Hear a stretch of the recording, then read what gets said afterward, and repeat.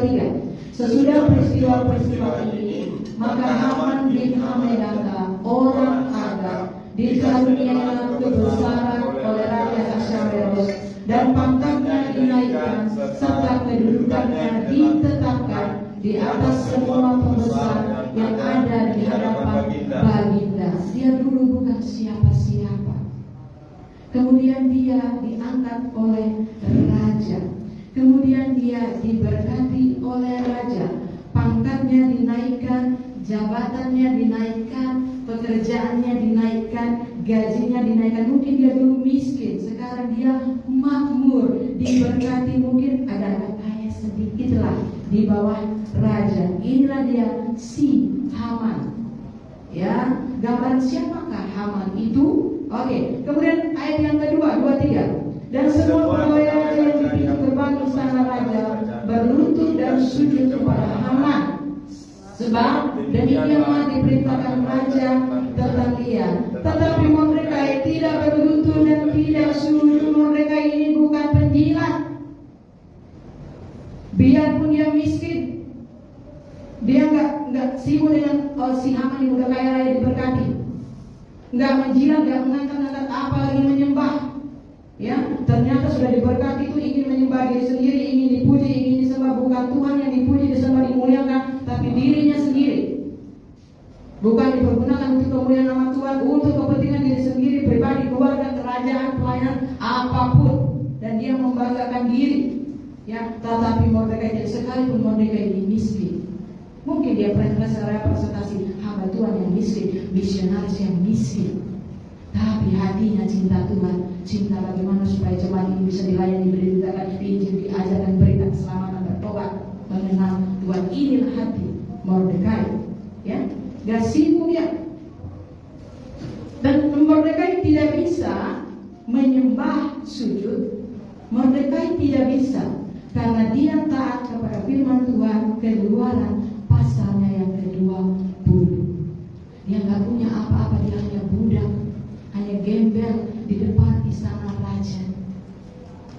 Ya, tapi Tuhan mencatat siapa dia, apa yang dia lakukan. Tuhan juga mencatat semua raja, ya, baru si pengkhianat ini, baru si Haman, semuanya dicatat. Ya ampun, semuanya dicatat Tuhan.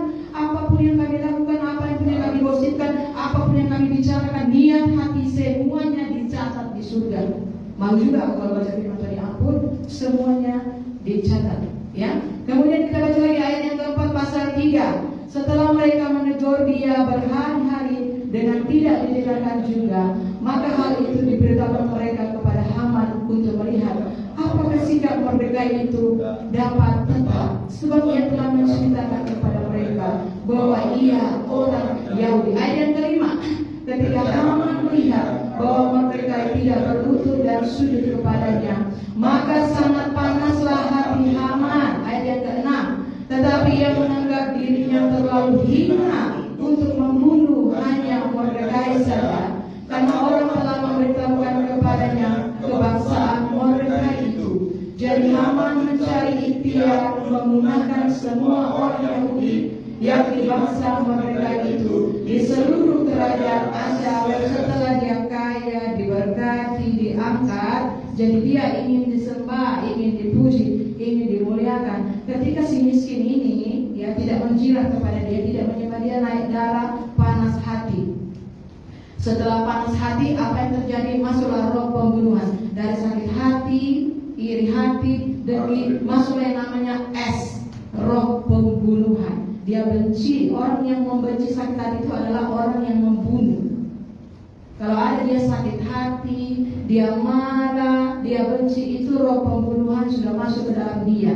Dia akan digunakan iblis untuk menyerang pemimpin, untuk menyerang orang lain, dan akan membunuh tapi pakai orang lain. Inilah kalau orang hatinya ada sakit hati.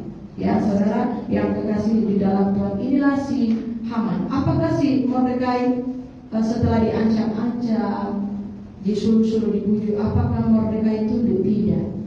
Mordekai itu mengasihi Tuhan. Katakan mengasihi Tuhan. Sekalipun dia tidak punya komunitas, tidak ada pendeta, tidak ada teman dia sendiri, katakan sendiri.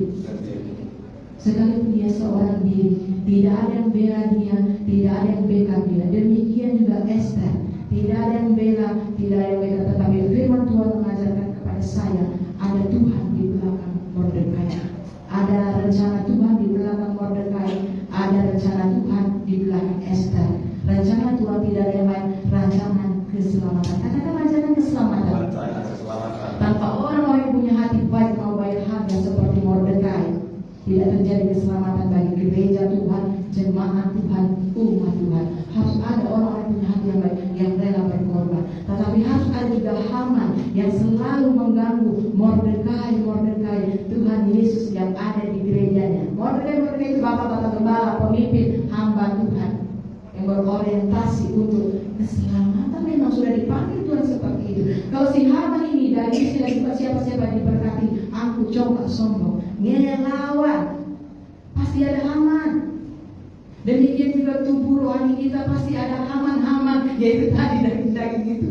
Tunggu saya bilang khotbah, saya ngerti Pak, ternyata representasinya ke situ ya. Kalau enggak dibunuh dimatikan, ya.